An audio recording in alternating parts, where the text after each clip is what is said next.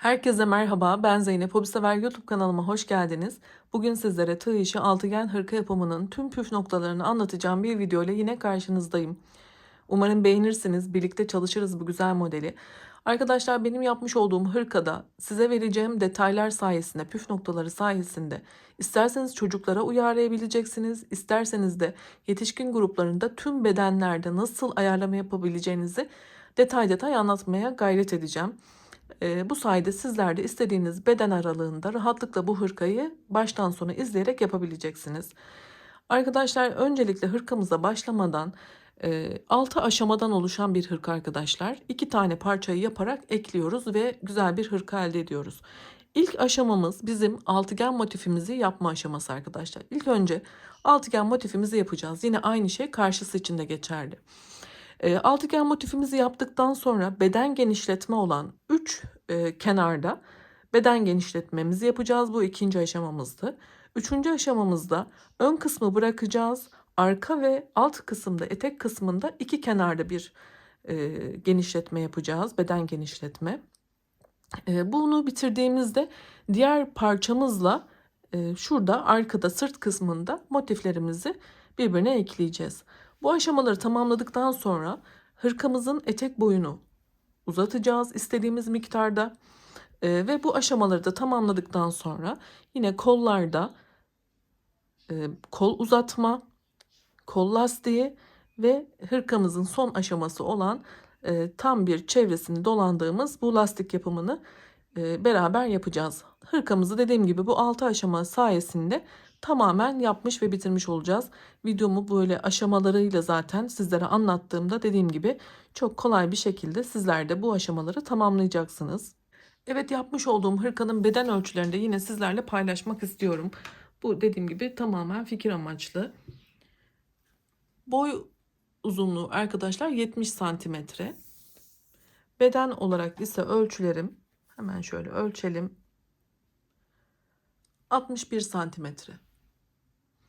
Sizlere vermiş olduğum beden tablosunu takip ederek sizler de kendi boyutlarınızda istediğiniz ölçülerde bedenlerde hırkanızı yapabileceksiniz.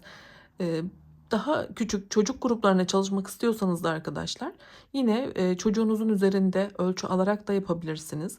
Dediğim gibi çocuklara, yetişkinlere, tüm bedenlere detaylı bir şekilde videomun içerisinde sizlere hırkanın yapımını anlattım. Eğer bu ölçüleri takip edemiyorum diyorsanız da yine daha önce kullanmış olduğunuz bir hırkayı ya da çocuğunuza yapıyorsanız çocuğunuzun hırkasını koyarak aşamalarını yaparken söyleyeceğim talimatlarla ölçülerinizi alırsanız dediğim gibi kendi üzerinize istediğiniz gibi hırkayı yapabileceksiniz. Ya da benim vermiş olduğum standart ölçülerle hırkalarınızı örebilirsiniz. İpimiz hakkında da hemen bilgi vermek istiyorum. Benim kullanmış olduğum bu şekilde bir batik iplik arkadaşlar. Hemen şöyle sizlere göstereyim. Belki aynı iplikle ya da aynı renkle yapmak isteyenler olabilir diye şurada numarasını da renk numarasını da göstermek istiyorum. İp miktarı arkadaşlar ben bu hırkada 9 tane yumak kullandım. Peki ipimiz neye göre değişkenlik gösteriyor? Bunun kısaca bilgisini vermek istiyorum. Sizler aynı iplikle bile yapsanız öncelikle el sıkılığımıza ve yapacağınız bedene göre ip miktarı değişkenlik gösterecektir. Bunu hemen kısaca söylemek istiyorum. Ee, Bir de arkadaşlar farklı bir markayla yapıyorsanız yani aynı ipi kullanmıyorsanız ipimizin kalınlıklarının nasıl aynı olduğunu, sizin ip miktarınızın neye göre yeterli olup olmayacağını da hemen şuradan göstermek istiyorum. Benim ipim %100 premium akrilik bir iplik arkadaşlar ve şurada 100 gramda 195 metre olarak gözüküyor. Bakın şurada. Eğer sizin kullanacağınız iplik farklı bir markadaysa ve kalınlığı benimkiyle aynı olup olmadığını öğrenmek istiyorsanız burada ne yapacaksınız? 100 gramda ipiniz 195 metre ise ip kalınlığımız aynıdır. Ama sizin ipiniz 100 gramda 195 metreden daha fazla bir metraja sahip ise örneğin 300 metre olabilir. Sizin ipiniz benim ipime göre daha incedir. 195 metreden daha az bir metraja, örneğin 150 metreye sahipse benim ipimden daha kalın bir iptir. Yani burada ip miktarından ziyade 100 gramda ipinizin metrajı önemli arkadaşlar. Bu tüm örgülerde geçerli aslında. Örneğin bana soruluyor, ben işte 5 yumak kullandım diyorum. Benim 6 tane gitti yumak, hani fazla ya da daha az gitti. Bu neye göre? Yani gramda metraj önemli. Eğer dediğim gibi kalınsa ipiniz, burada metraj kısalıyor, ince ise uzuyor. Bu da ip miktarını az da olsa tabii ki etkiliyor. Buna göre de bir mantık yürüterek siz de ip miktarınızı belirleyebilirsiniz. Zaten daha küçük boyutta bir hırka yapıyorsanız ben size 9 tane yumakla yaptığımı söylüyorum. Buna göre daha az bir hırka yapımında ipe ihtiyacınız var. Ya da ben hırkamın boyunu 70 santim olarak uzattım. Sizler daha kısa tutarsanız ip miktarınız yine azalacaktır. Yani bu küçük farklılıkları sizler göz önünde bulunarak hesaplamalarınızı yapabilirsiniz. Ben size ölçülerimi veriyorum. İp miktarımı, ipimin metrajını bu yüzden veriyorum. Sizler de ortalama kendi ip miktarınızı bu şekilde bulabilirsiniz diye tahmin ediyorum.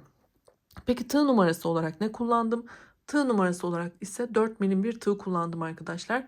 Hırkamın motif yapımını ve tamamen bütün aşamalarında kol lastik ve şuradaki lastiğimizi, ön patlardaki lastiğimizi yapımında sadece 4 milim bir tığ kullandım. Baştan sona kadar tek bir tığ ile ördüm. Evet, bu bilgileri verdikten sonra küçücük bir hatırlatma da yapmak istiyorum. Ben videom çok uzun olacağı için 2 part şeklinde çekmeyi düşünüyorum bu videoyu. Aşamalarını o şekilde yapacağım. Sizlere de yine videomun şöyle sağ üst köşesine diğer videoyu koyarım arkadaşlar. Oradan tıklayarak ulaşabilirsiniz. Ya da açıklamalara eklerim. Videomun sonunda bir kart çıkacak. Oraya eklerim. O kartı tıklayarak diğer videonun aşamasına da geçebilirsiniz. Umarım memnun kalırsınız. Dediğim gibi kolay bir anlatım olur. Siz de zevkle yaparsınız. Ben örerken gerçekten çok zevk aldım. Hadi sözü de fazla uzatmayalım. Tüm bilgileri verdiğimi düşünüyorum. Videomuza başlayalım. Evet, bismillah diyelim ve başlayalım. Ben sihirli halkayla motifimizi, altıgen motifimizi başlatıyorum. Şu şekilde ipimi çıkarttıktan sonra 3 tane zincir çekerek başlıyorum. Şu küçük ipi geriye alacağım ve şimdi bu boşluğun içerisinden şöyle tutacağım onu. Burayı bir tane trabzan kabul ettim. 2 tane trabzan daha yaparak öncelikle bir grup oluşturacağız. Trabzan grubu. Bakın burada zincirimizi bir kabul ettik. 2 tane de ikili trabzan yaptık. Ve burası bir grup oldu. Arada 2 tane zincir yaparak şimdi 3 tane ikili trabzan yapıyoruz.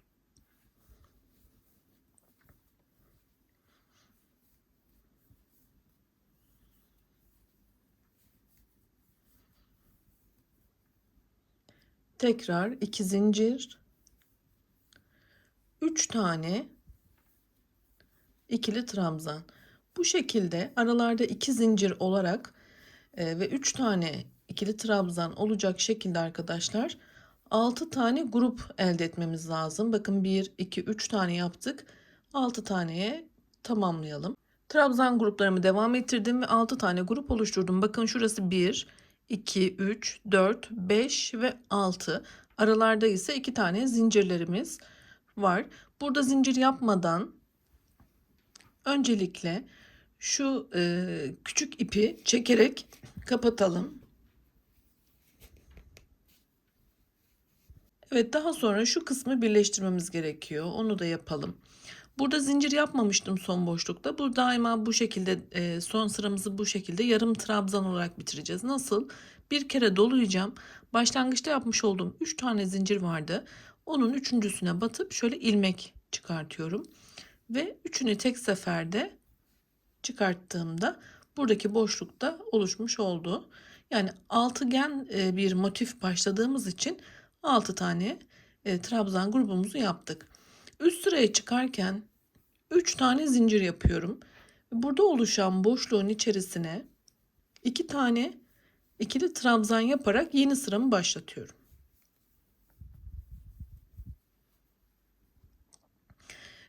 Diğer boşluğa geçerken burayı dönüşte tam bir tur yaparken tamamlayacağımız için yarım olarak bırakacağız arkadaşlar.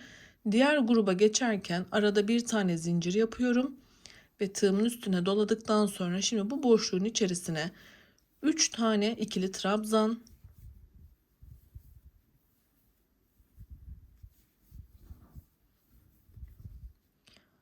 Aynı yerde 2 tane zincir, yine aynı boşluktayım. 3 tane daha ikili trabzan yapıyorum.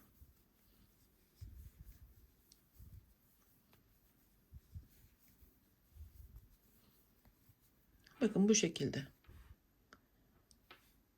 Şimdi diğer boşluğa geçerken arada yine bir zincir. Bu boşlukta 3 tane ikili trabzan,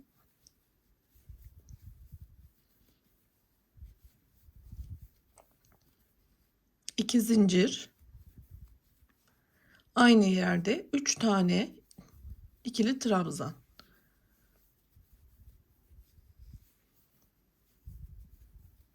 Hemen şöyle bakalım. Şimdi bir diğer boşluğa geçtiğimizde arada bir zincir yaparak yine 3 tane ikili trabzan, 2 zincir, 3 tane ikili trabzan. Şu noktaya kadar gelelim. Burada yine bitirişi gösteriyor olacağım. Başlangıç noktama kadar geldim. Şimdi burada bitirişi göstermeden hemen şu ipi de ben açılma yapmaz ama yine de garanti altına almayı her zaman tercih ediyorum.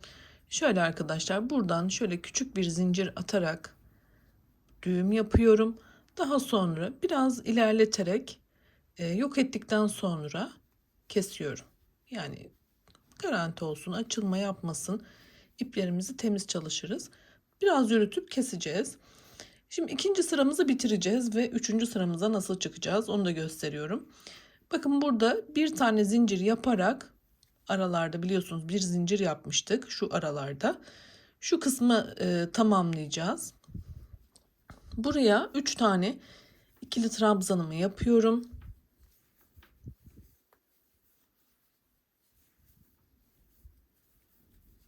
Kapanışı daima yarım trabzan şeklinde yapacağız demiştim.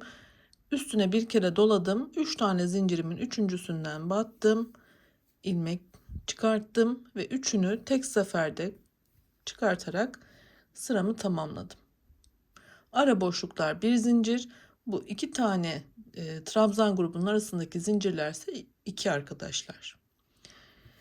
Şimdi üçüncü sıramıza başlarken yine 3 tane zincirimizi yapalım ve yarım olarak yine sıramızı başlatacağız. Bir tam tur yaptığımızda burada olduğu gibi tamamlayacağız.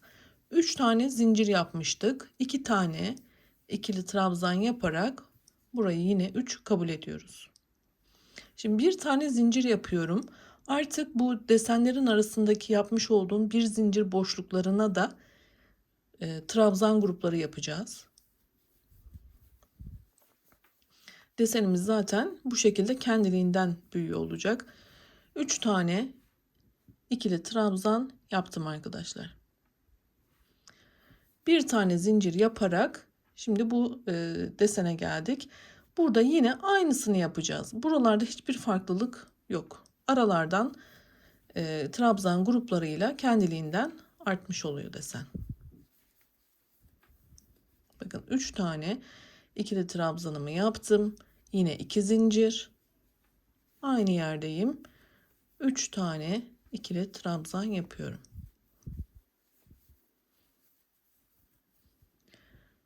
Sadece şu araya artırmaya trabzan grubunu yaptığımda model büyüyor. Bakın bir zincir yapıyorum. Boşluğa 3 tane ikili trabzan grubunu yapıyorum. Yine bir zincir yapalım. Şöyle bir bakalım. Şuradan başladık. Burayı tamamlayacağız bitirirken. Şimdi buraya yine tam bir desen yapalım.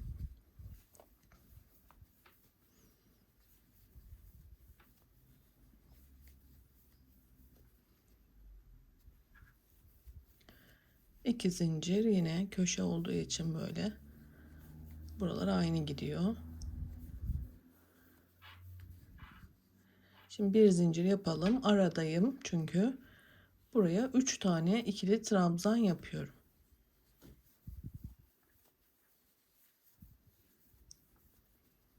Bir zincir. Şöyle bakalım. Şimdi bunu devam ettirelim arkadaşlar. Şu noktaya kadar yine bitirişi ve bir üstüne çıkışı gösteriyor olacağım. Dediğim gibi Şu kısımlar aynı devam ediyor. Sadece iki tane bu desenin arasındaki bir zincir boşluklarına şu trabzan gruplarımızı yapıyor olacağız.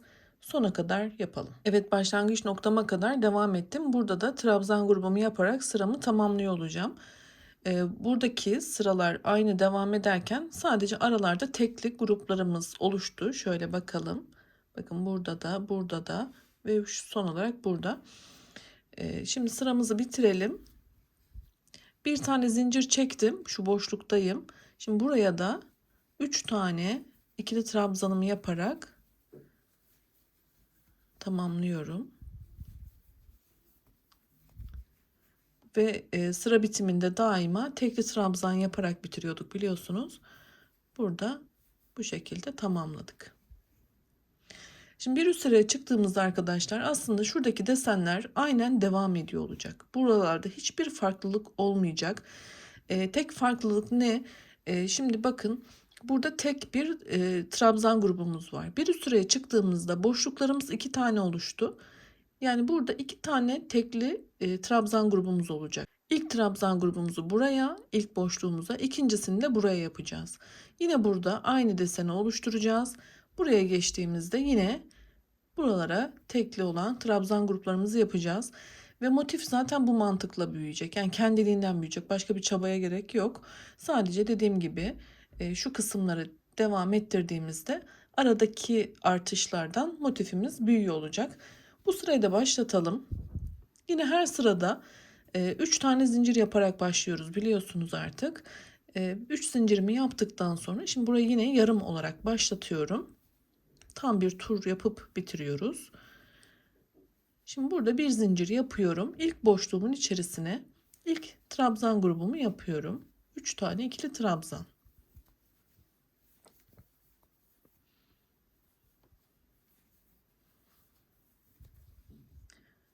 Bir zincir yaparak şimdi buraya geçiyorum.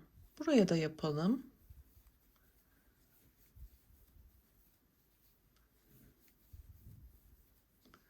Yine bir zincir yaparak şu köşeye geliyorum. Yani şu desene. Buraya da 3 tane ikili trabzan. Yine 2 zincir. 3 tane ikili trabzan yapıyorum.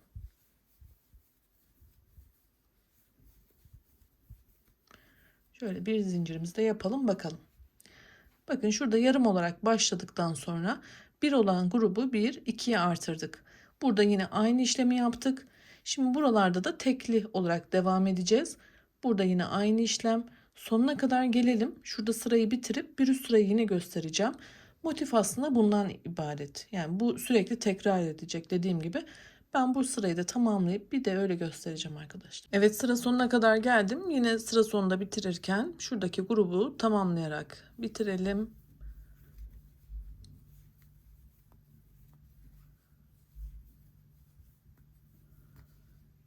Yine her sıra sonunda olduğu gibi yarım trabzanla sıramı tamamlıyorum. 3 zincir çekerek yeni sıramı başlatıyorum. Burayı bir trabzan kabul ettiğim için 2 tane boşlukta ikili trabzan yapıyorum. Yine aralarda bir zincir yaparak bu boşluklarda trabzan gruplarımızı oluşturuyoruz. Bir alt sırada 2 tane artırmıştık. Şimdi bakın boşluklarımız 1, 2, 3 tane oldu kendiliğinden. Ve ben buralara da trabzan gruplarını yaptığımda bu sırayı tamamladığımda bir üst sırada bu 4 olacak. Daha sonra 5 ve bu şekilde devam edecek aslında arkadaşlar. Tecrübeli arkadaşlarım eminim anlamışlardır ama yeni başlayan arkadaşlarımız olabilir diye. Bu noktayı da gösterdikten sonra ben motifimi kamera arkasında biraz daha büyüteceğim.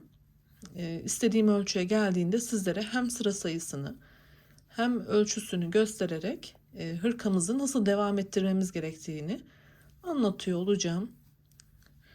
Şimdi ben şurayı gösterip diğer aşamasına geçmek istiyorum. Videomuz çok uzun olmasın, sıkılmayın.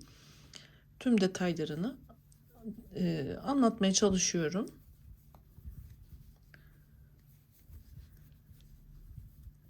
Önemli noktalarını sizlere yine gösteriyorum.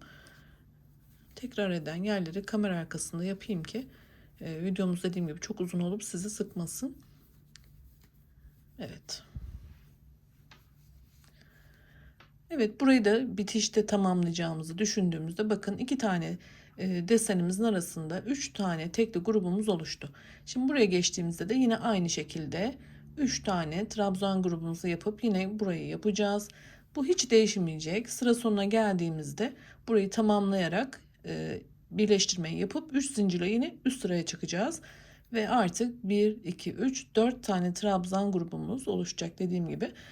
Motifimizde böyle dalgalanmalar çok normal. Çünkü altıgen olarak örüyoruz biliyorsunuz. Yapalım, gelelim. Ben size ölçüleriyle tekrar gösteriyor olacağım.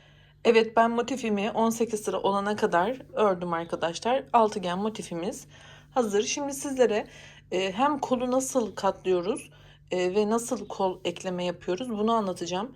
Peki bu 18 sıraya nasıl karar verdim? Bunu da anlatıyor olacağım. Sizler farklı yaş gruplarına ya da beden gruplarına nasıl uyarlamanız gerekiyor? Bu detayları da vereceğim. Bakın altıgen motifimiz şu şekilde hazır. Evet, şimdi diğer aşamasını göstermek istiyorum. Evet, motifimizi şimdi katlayacağız ve santim ölçüsünü vereceğim sizlere. Neden 18 sırada bıraktığımı da anlatıyor olacağım. Şöyle arkadaşlar, bakın şu ben biliyorsunuz alt kenarda örmeye devam ediyorum ama burada motifi ilmek kaydırma yöntemiyle ekleyeceğim için 5 kenarı yaptım. 6. kenarımı şurada bıraktım. Yani başlangıç yerim benim burası aslında. Biliyorsunuz her kenarda 6 tam tur yaptıktan sonra burada ekleme yapıyorduk. Ben şimdi 5 tam kenar yaptım. 6.'yı da yaparken hem kolu ekleyeceğim hem de bu sıramı da tamamlamış olacağım.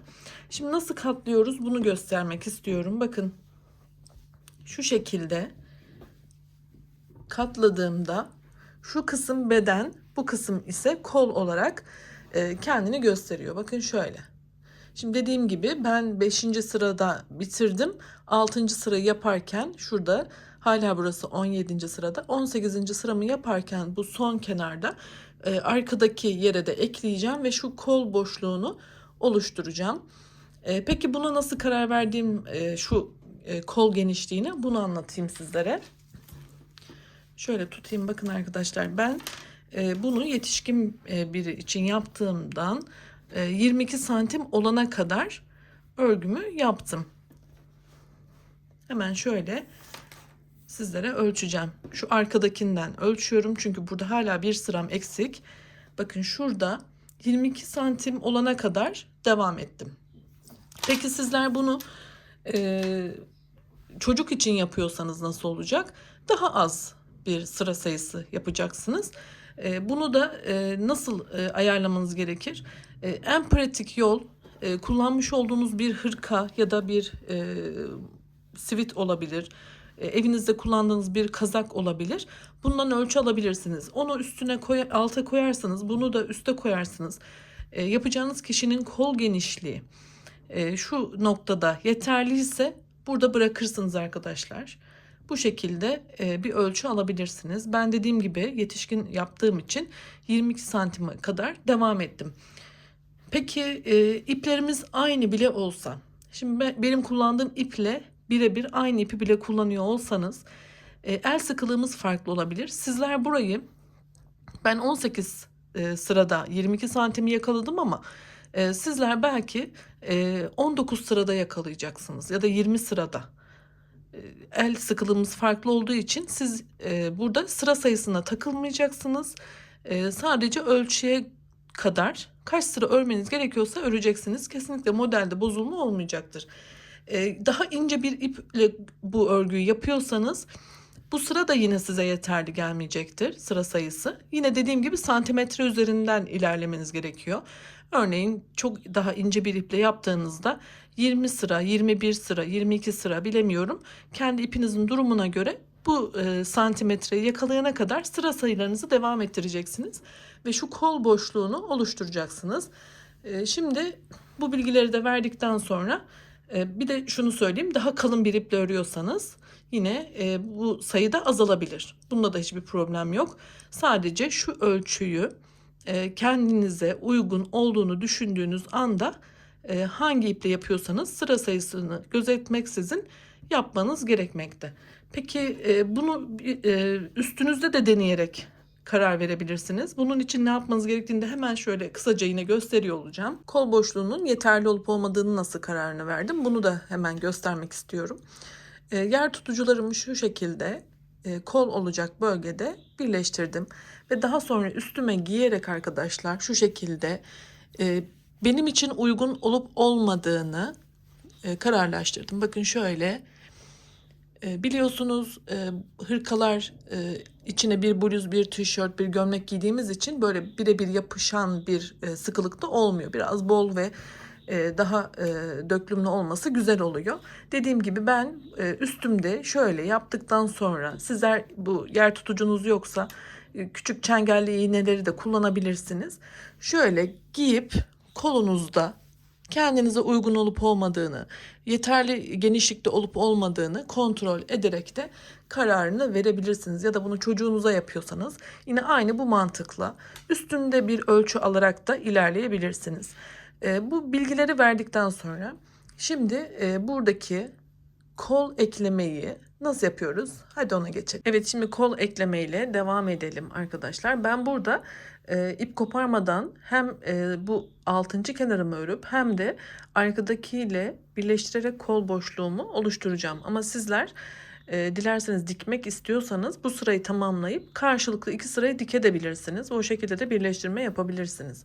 Dediğim gibi ben hem sıramı tamamlayacağım ip koparmadan hem de arkadaki kısımla birleştireceğim. Şimdi köşe noktasına geldim. Bakın şurası.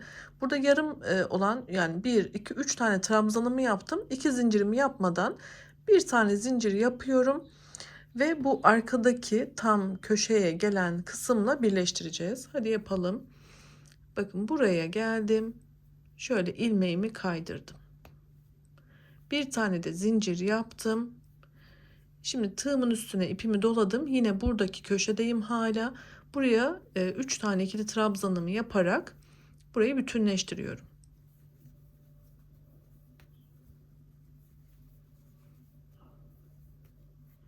Şöyle göstereceğim. Bakın eklememi şu noktada, yani kol omuz noktasında kolu birleştirmeyi yapıyorum. Bakın şurası gövde. Şu kısımda yapıyoruz. Şimdi burayı yaptıktan sonra tığımızı şu noktadan geçireceğiz. Sıradaki boşluğumuz, hemen şöyle göstereyim, bakın. Şu sıradaki boşluğumuzdan şu ipimizi burada şöyle kaydıracağız. İçine buraya bir tane zincir yapıp daha sonra bu kısımda, yani 6. sırayı tamamladığımız kısımdaki ilk boşlukta, bakın şu kısımda 3 tane ikili trabzan yapacağız.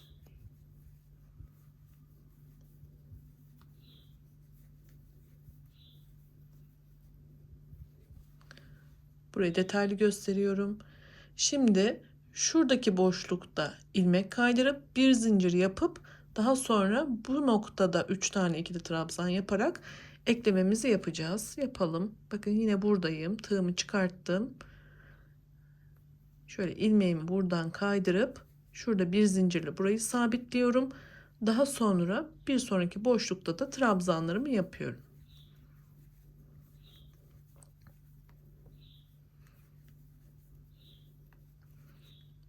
Bakın karşılıklı önce şu köşeleri ekledik. Şimdi trabzanlar karşılıklı geliyor.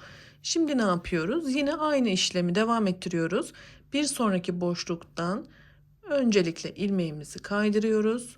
Bir tane zincir ve bir sonraki boşluğa 3 tane ikili trabzan. Bu şekilde sona kadar devam ediyoruz.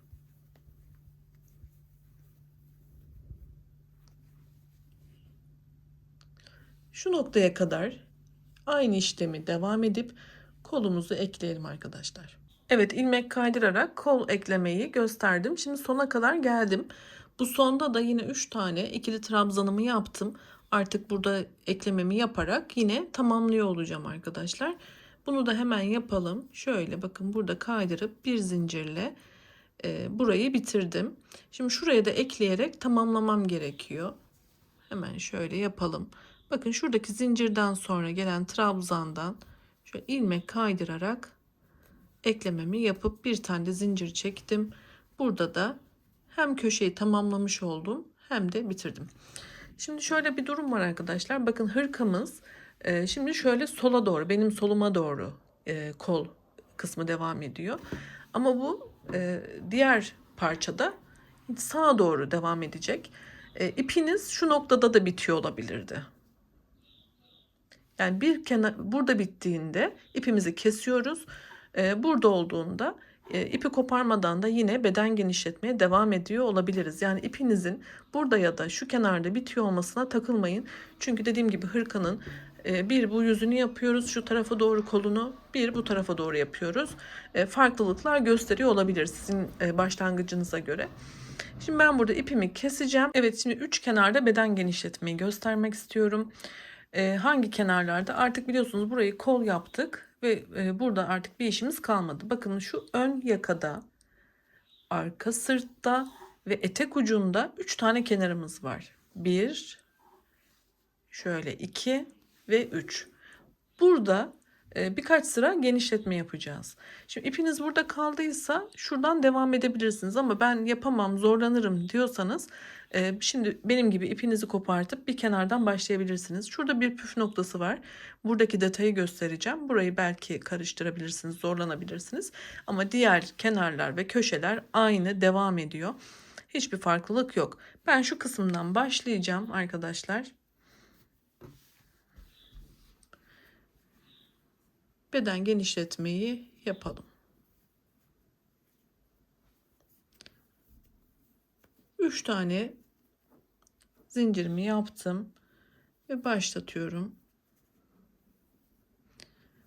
Bunu bir kabul ettim zincirimi ve burada 2 tane ikili trabzan yaparak yine yarım olarak başladım. Önceki sıralarda yaptığımız gibi aralarda bir zincir yaparak şimdi boşluklarda devam ediyorum. 3 tane ikili trabzan yapacağım.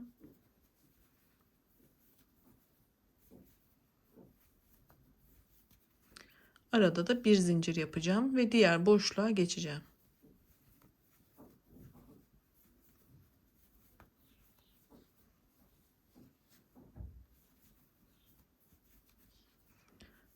Burada dediğim gibi herhangi bir farklılık yok.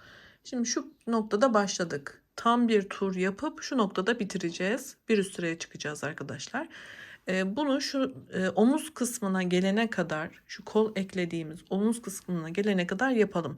Şuradaki geçişi sizlere gösteriyor olacağım. Şimdi ben hızlıca burayı tamamlayıp şu noktaya geliyorum. Evet, üç kenarda beden genişletme yaparken buradan başladık. Omuza kadar ilerledik ve şimdi şuradaki geçişi de sizlere göstermek istiyorum. Şimdi şu noktaya kadar geldim. Son boşluğuma kadar trabzanlarımı yaptım. Burada bir tane zincir yaparak tam şu iki tane köşe birleşim noktasından şu birleştirdiğim noktaya batarak buraya da yine 3 tane ikili trabzan yapıyorum. Bakın tam birleşim noktasına batıyorum.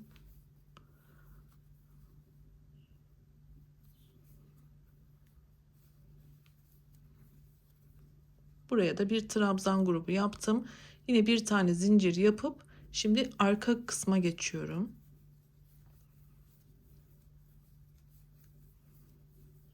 Yine bir zincir yaptım. Bakın şöyle bir geçiş elde ettim. Şimdi burası benim hırkamın ön yüzü. Burada başladım. Omuzda yine şuraya trabzan grubumu ekledikten sonra şu sırt kısmından da devam edeceğim. Daha sonra etek kısmından devam ederek şu noktaya kadar tekrar geleceğim ve burada sıramı bir sıra tamamlamış olacağım. 3 kenar, bakın 1, 2 ve etek kısmı ile 3 kenarı tamamlamış olacağım.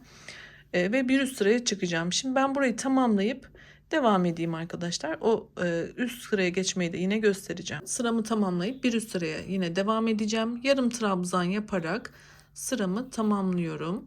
Yine daha önce yapmış olduğumuz gibi 3 zincir yaparak sıramı başlatıyorum. Boşlukta 2 tane ikili trabzan yapıyorum. Ara geçişlerinde bir zincir. Yine devam ediyorum. 3 kenarda bu işlemi devam ettirmeye ikinci sırama başladım. Yine bir zincir yaparak boşluklarda trabzan gruplarımızı devam ettiriyoruz. Artık omuz kısmına geldiğimizde buradaki boşlukları kullanarak normal bir şekilde devam edeceğiz arkadaşlar. Ve bu sıra sonuna geldiğimizde de yine 3 zincirle bir üst sıraya çıkacağız. Ben 4 sıra olarak yapacağım.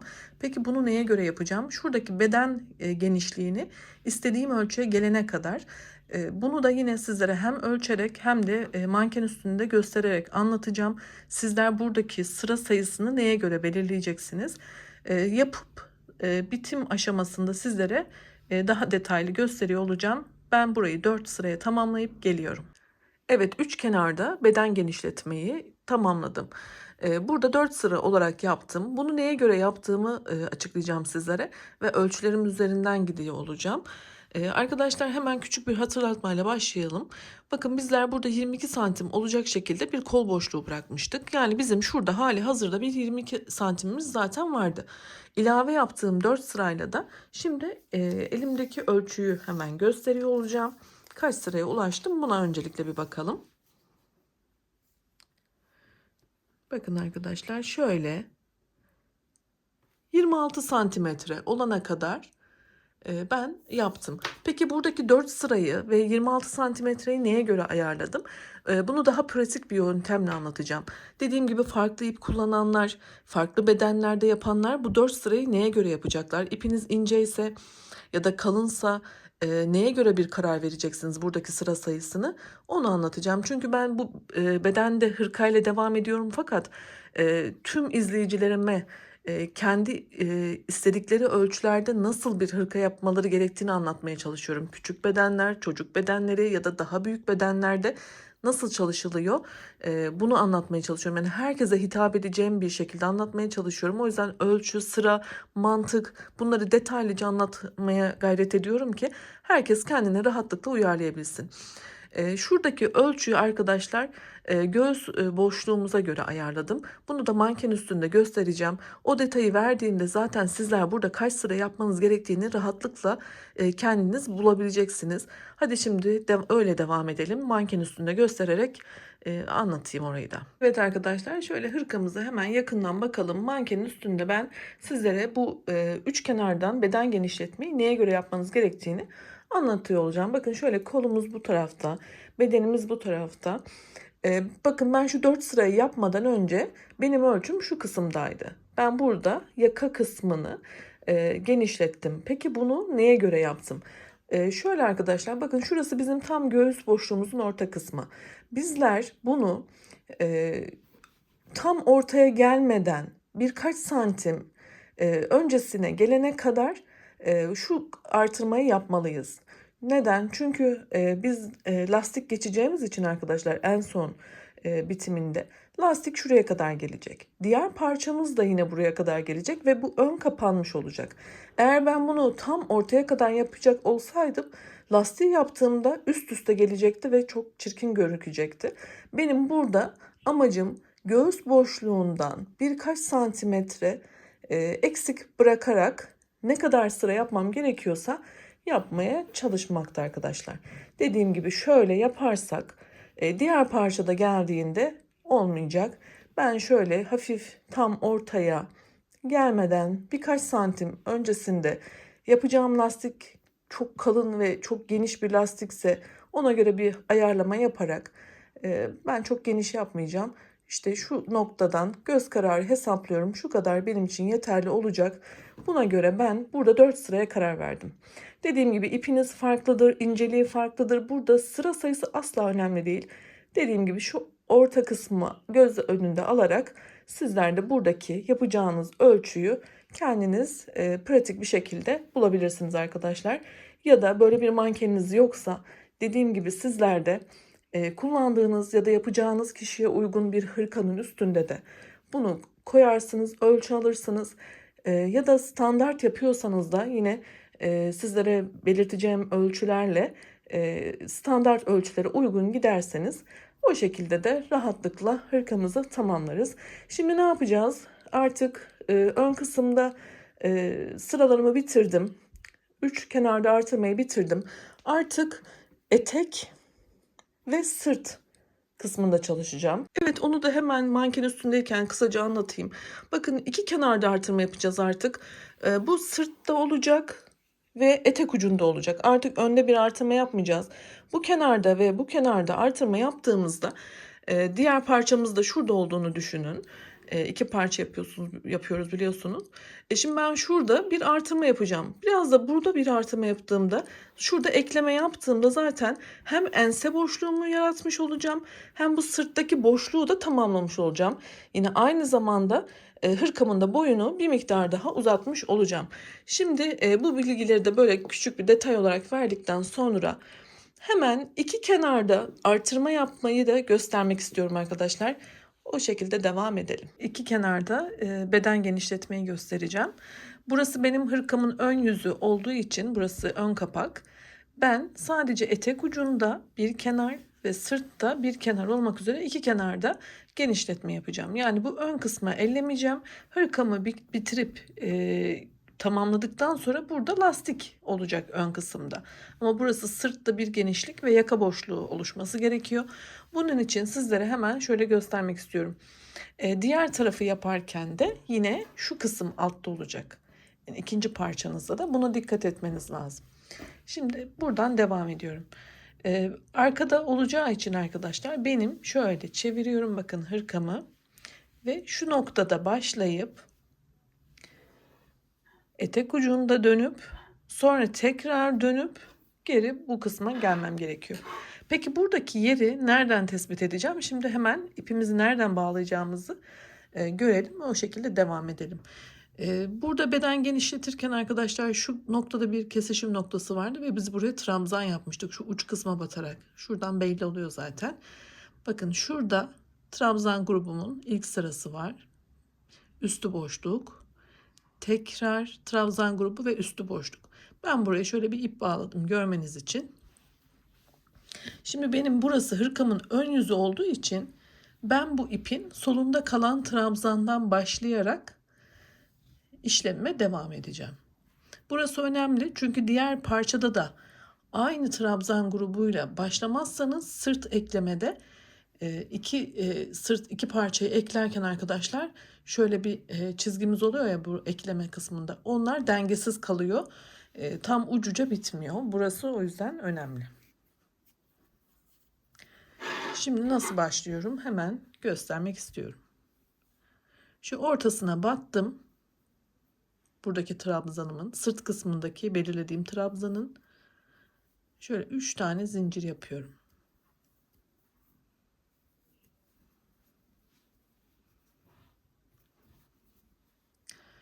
Şimdi tığımın üstüne doladım. Şu kısımda trabzan yaparak başlıyorum.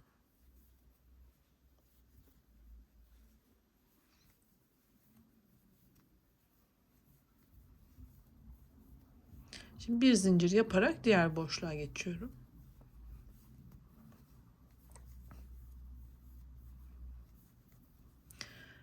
Ben eklememi 4. sırada tamamlayacağım. 4 sıra buraya yaptıktan sonra diğer parçada da aynı tekrarı yapıp eklememizi yapacağız. Evet, şimdi başlangıç noktamızı belirledik ve şurada trabzanlarımızı yapmaya başladık arkadaşlar. Burada hiçbir farklılık yok. Köşede yine aynı şekilde devam edecek ta ki şu uca kadar. Ben şimdi şuraya kadar yapacağım. Buradaki dönüşü göstereceğim. Sizlere yapıp geliyorum. Evet, bu noktadan başladım. Ördüm. Etek ucunda şu ön kısımda kaldım. Şimdi yukarı çıkmadan tekrar döneceğim için burada hemen yapalım. Şu uç kısma kadar yaptım arkadaşlar. Burada yarım yaptım. Buraya devam etmiyorum. Çünkü burası ön kapağımız, hırkamızda. Şimdi 4 tane zincir yapıp çevirerek yapıyoruz artık. Bir önden bir arkadan. O şekilde örülüyor bu sıramız. Bakın burada zincirle hemen boşluğa geçiyorum.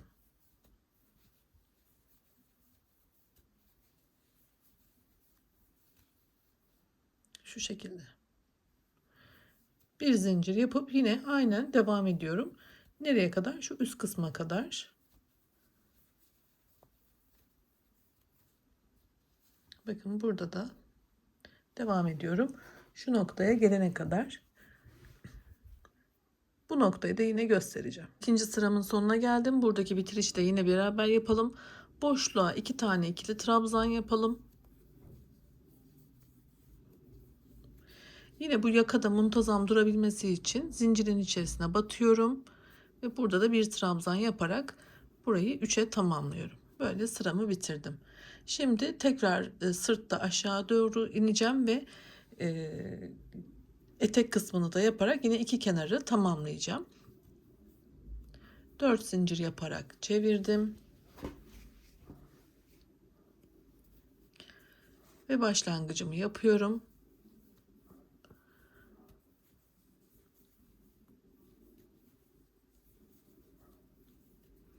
Bir zincir ve devam ediyorum.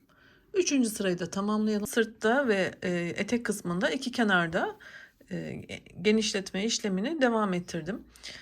Şöyle ki ben ilk parçamı da yaptım bir taraftan kamera arkasında. Diğerini de işte sizlerle yaptık. Şimdi şuradan anlatmak istiyorum. Bunda 4 sıra sırtta ve etek ucunda artırmayı, yani iki kenarda artırmayı 4 sıra yaptım, tamamladım ve ipimi kestim. Diğer parçamda ise 3 sıra yaptım ve ipimi kestim. Şimdi 4. sırayı da sizlerle birlikte yaparken iki parçayı da birbirine yine kolda olduğu gibi eklememizi yaparak tamamlayacağız. Ama sizler burada dikerek yapıyorsanız burayı da 4'e tamamlayacaksınız, sonra dikeceksiniz. Ben dediğim gibi bu parçayı ekleyeceğim için bu şekilde eksik bıraktım. Şimdi 4.'ü beraber yapacağız. Şöyle sizlere ölçümü de göstermek istiyorum.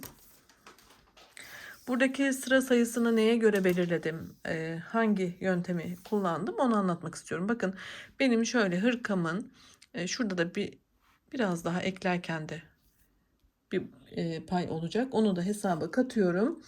Ölçüsü arkadaşlar 61 santimetre. Yani şu beden genişliğimiz 61 santimetre oldu.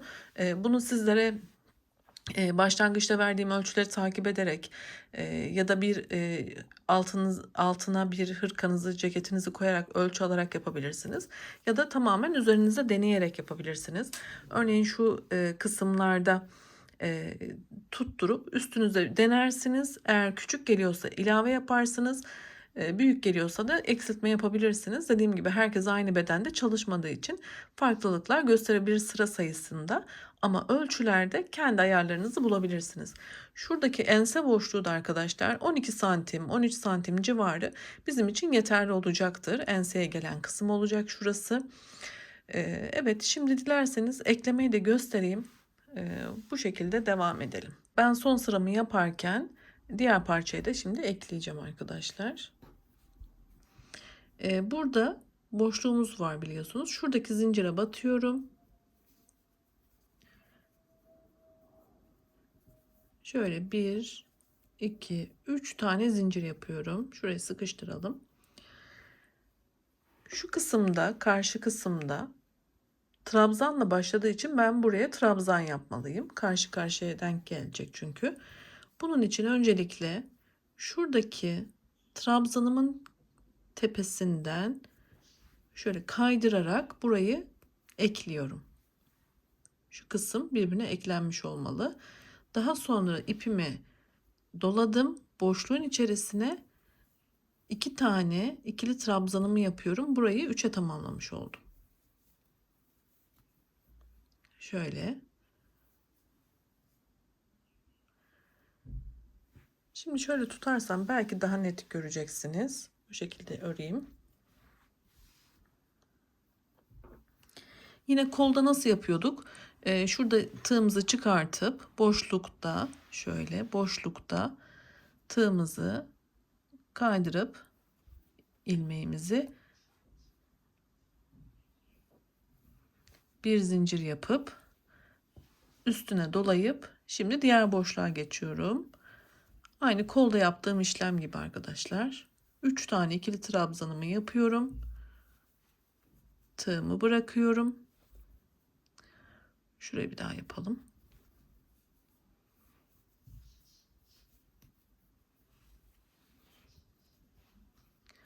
Bir sonraki boşluktan ilmek kaydırıyorum.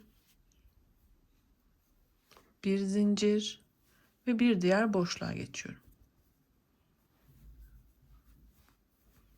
Şimdi sizlere tutarak da göstereceğim. Umarım gözüküyordur. Şuradan da ekleyeyim. Evet. Bakın arkadaşlar, bu şekilde üçlü trabzan gruplarımız karşılıklı gelecek şekilde eklememizi yapıyoruz. Kolda yaptığımız işlemin aynısı. Bunu şu uç kısma kadar devam ettireceğiz. Etek ucuna kadar, şu noktaya kadar. Ben de hızlıca yapıyorum. Oradaki detayı da sizlere gösterip o şekilde devam edelim. Evet arkadaşlar, şu uç noktasına kadar eklememi yaptım. Devam ettim. Şimdi burayı da birlikte bitirelim. Bu köşe noktasına 3 tane ikili trabzanımızı yapıyoruz. Bakın şu köşe noktasından yine eklememi yapıyorum. Burada bir zincir yapıp şimdi buraya tekrar 3 tane ikili trabzan yapıyorum.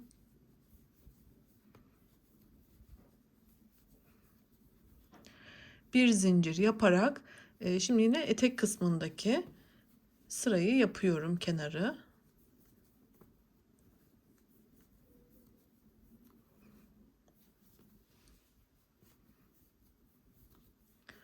Şöyle göstereceğim, bakın. Şimdi burayı şu köşeye kadar yine tamamlayacağız ve artık burada ipimizi keseceğiz ve eklememiz tamamlanmış olacak. Şöyle hemen yine sizlere göstermek istiyorum. Bakın, omuzdan başladık, boyundan şu kısımda, sırtta eklememizi yaptık. Dediğim gibi trabzanlar bu şekilde karşılıklı denk gelecek şekilde tamamlanmış oldu. Başlangıç yerimizi iki kenarda artırma kısmında başlangıç yerlerimizi karşılıklı denk getirdiğimizde zaten hiçbir sıkıntı olmadan eklememizi tamamlayacağız.